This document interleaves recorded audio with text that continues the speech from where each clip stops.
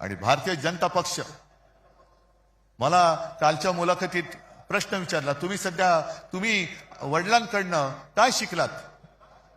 म्हटलं मी वडिलांकडनं त्याने जे त्यांच्या वडिलांनी शिकवलेलं तेच मी शिकलोय. म्हणजे काय?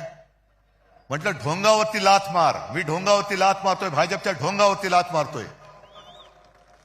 शब्द नीट ऐका, ढोंगावरती.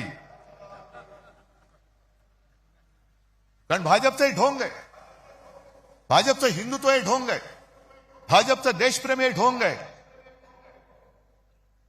त्या काश्मीरमध्ये पहलगाममध्ये हल्ला झाल्यानंतर अनेक माता भगिनींचा सिंदूर पुसला गेला. त्या सिंदूरची यात्रा.